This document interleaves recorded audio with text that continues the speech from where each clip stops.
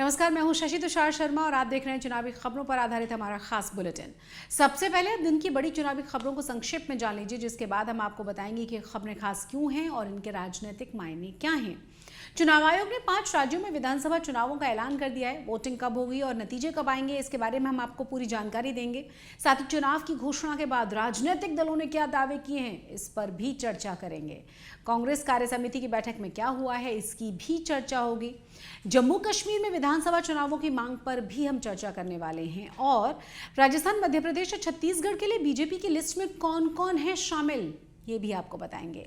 आइए इन तमाम खबरों को समझ लेते हैं विस्तार से। चुनाव आयोग ने राजस्थान, मध्य प्रदेश और छत्तीसगढ़, मिजोरम और तेलंगाना में विधानसभा चुनावों की तारीखों का ऐलान किया है। आयोग ने सोमवार को प्रेस कॉन्फ्रेंस करके बताया कि मध्य प्रदेश, राजस्थान, मिजोरम, तेलंगाना में एक चरण में वोटिंग होनी है। छत्तीसगढ़ में पिछली बार की तरह 2 चरणों में मतदान करवाया जाएगा। मिजोरम में 7 नवंबर को, मध्य प्रदेश में 17 नवंबर को, राजस्थान में 23 नवंबर को, तेलंगाना में 30 नवंबर को वोट डाले जाने हैं। छत्तीसगढ़ में 7 को और 17 नवंबर को मतदान होगा और 5 राज्यों के जो नतीजे हैं चुनावों के, वो आएंगे 3 दिसंबर को। सुनवाते हैं आपको कि राजीव कुमार, जो कि हमारे मुख्य चुनाव आयुक्त हैं, उन्होंने क्या कहा प्रेस कॉन्फ्रेंस के दौरान। Mizoram, the date of poll will be 7th November and date of counting would be 3rd, which is common of course for all these states, and elections in all these states would be completed by 5th of December. So date of poll is 7th November. Similarly, in case of Chhattisgarh, the elections would be in 2 phases. The date of poll would be 7th November and 17th November. The nominations after Mizoram for the first phase of the Chhattisgarh would happen on 20th, the 13th, and the last date would be 20th. Date of poll being 7th November, and for phase 2, 17th November. In Madhya Pradesh, this coincides with the second phase of Chhattisgarh, and date of poll would be 7th November. तो 5 राज्यों में होने वाले विधानसभा चुनावों को 2024 के लोकसभा चुनावों का सेमीफाइनल माना जा रहा है। केंद्र में सत्तारूढ़ एनडीए और विपक्षी इंडिया गठबंधन के लिए ये चुनाव बहुत ही ज्यादा महत्वपूर्ण है। कर्नाटक और हिमाचल प्रदेश में मिली हारों के बाद बीजेपी इन चुनावों को हर हाल में जीतना चाहती है। दूसरी ओर इंडिया गठबंधन के लिए भी ये चुनाव पहली परीक्षा माने जा रहे हैं, क्योंकि गठबंधन की एकजुटता और सीट शेयरिंग काफी हद तक इन नतीजों पर निर्भर करेगी। 3 दिसंबर को नतीजे जिसके पक्ष में आएंगे, वो अगले साल होने वाले लोकसभा चुनावों के लिए खुद को बेहतर रूप से तैयार कर पाएगा। चुनावों का ऐलान होने के साथ ही 5 राज्यों के नतीजों को लेकर भी दावों और प्रति दावों का दौर शुरू हो चुका है। सत्ता की दावेदार दोनों ही पार्टियां, बीजेपी और कांग्रेस, अपनी अपनी जीत के दावे कर रही हैं। 3 हिंदी भाषी राज्यों यानी मध्य प्रदेश, राजस्थान और छत्तीसगढ़ में सबकी निगाहें हैं, क्योंकि ये अगले साल होने वाले लोकसभा चुनावों से पहले वोटर्स के मूड का संकेत दे सकते हैं। सुनवाते हैं आपको कि ज्योतिरादित्य सिंधिया ने क्या कहा है और जवाब में हरीश रावत की तरफ से क्या कहा गया है। सबसे बड़ा दान और सबसे बड़ा हक मतदान का होता है, और मुझे पूरा विश्वास है कि हमारे 5 प्रदेश के मतदाता, और इसलिए मैं कहता हूं मतदाता, क्योंकि मतदाता भगवान स्वरूप होता है, उनका विकास और प्रगति के प्रति, देश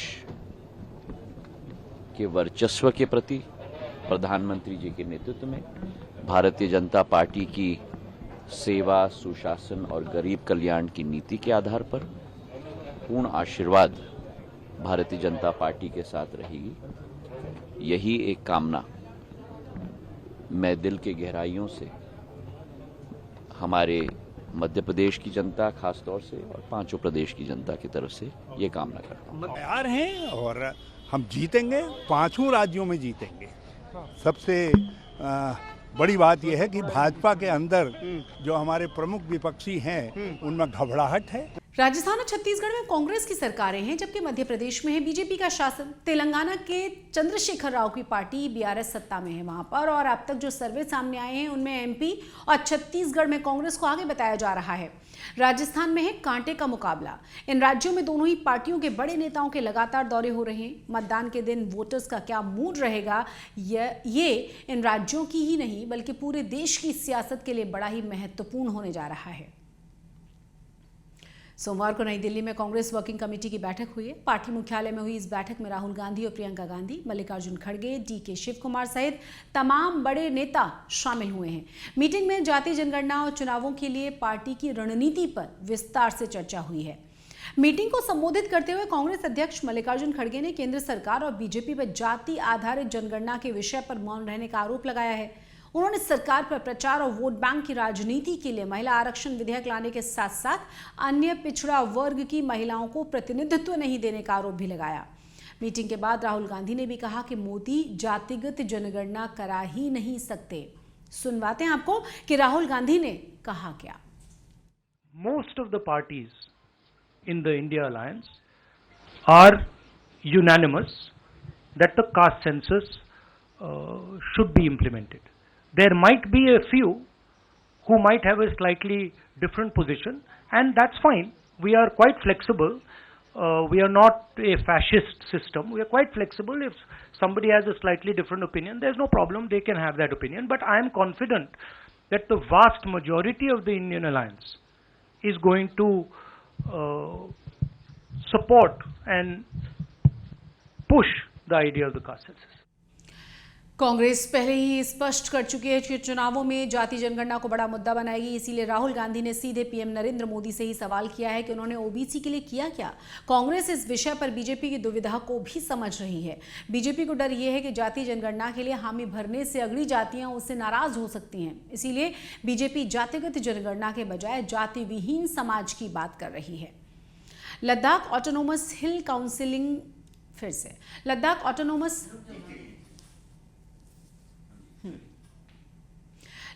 ऑटोनोमस हिल काउंसिल में बीजेपी की हार के बाद विपक्षी पार्टियां अब जम्मू कश्मीर में विधानसभा चुनावों को कराने की मांग को लेकर गोलबंद हो चुकी हैं। मंगलवार को सभी पार्टियों ने इसके लिए जम्मू में प्रदर्शन करने की प्लानिंग की है और इसमें कांग्रेस, नेशनल कॉन्फ्रेंस और पीडीपी शामिल होंगे। नेशनल कॉन्फ्रेंस के उपाध्यक्ष उमर अब्दुल्ला ने कहा है कि जम्मू और कश्मीर में विधानसभा चुनावों के लिए उनकी पार्टी पूरी तरह से तैयार है, लेकिन बीजेपी और केंद्र सरकार है बहुत ज्यादा डरी हुई और इसीलिए चुनावों को बार बार टाला जा रहा है। अब आपको सुनवाते हैं कि रतनलाल गुप्ता, जो कि नेशनल कॉन्फ्रेंस के नेता हैं, उन्होंने क्या कहा है। कि जम्मू कश्मीर के अंदर एक सियासी खिला जो है, इसमें कोई दो राय है नहीं, और हमने भी तकरीबन सब कुछ कर लिया है। मतलब डीलिमिटेशन हमारा काम हो गया है, वोटर लिस्ट तैयार हो गई हैं, और हम तो अब सिर्फ हरी झंडी की वेट कर रहे हैं। तो हम तो समझते थे कि भाई शायद ये जो 5 स्टेटों का इन्होंने अनाउंस किया है, हमें पूरी उम्मीद थी कि शायद इसके साथ जम्मू कश्मीर का भी वो अनाउंस करेंगे, लेकिन नहीं किया है। हम तो ये महसूस कर रहे हैं कि भाई शायद बीजेपी जम्मू कश्मीर के अंदर इलेक्शन करवाने के लिए डरती है। लद्दाख ऑटोनॉमस हिल काउंसिल के चुनाव में बीजेपी की हार से विपक्षी पार्टियां उत्साहित हैं। उन्हें लगता है कि जम्मू कश्मीर में भी बीजेपी के खिलाफ माहौल है और जल्द ही अगर चुनाव कराए जाएं तो उन्हें इसका फायदा मिल सकता है। राजस्थान के लिए पहली लिस्ट में 41 उम्मीदवार घोषित कर दिए गए हैं। पार्टी ने 7 सांसदों को भी विधानसभा चुनावों का टिकट दिया है। मध्य प्रदेश के लिए घोषित तीसरी लिस्ट में 57 उम्मीदवारों के नाम हैं। छत्तीसगढ़ के लिए पार्टी ने दूसरी सूची जारी की है, जिसमें 64 सीटों के लिए उम्मीदवारों के नाम घोषित कर दिए गए हैं।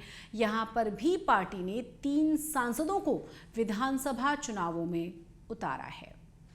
चुनाव के नतीजे चाहे जो भी हों, लेकिन उम्मीदवारों की सूची जारी करने में बीजेपी कांग्रेस से आगे निकल चुकी है। कांग्रेस ने अब तक तीनों ही राज्यों में किसी राज्य में उम्मीदवारों को घोषित नहीं किया।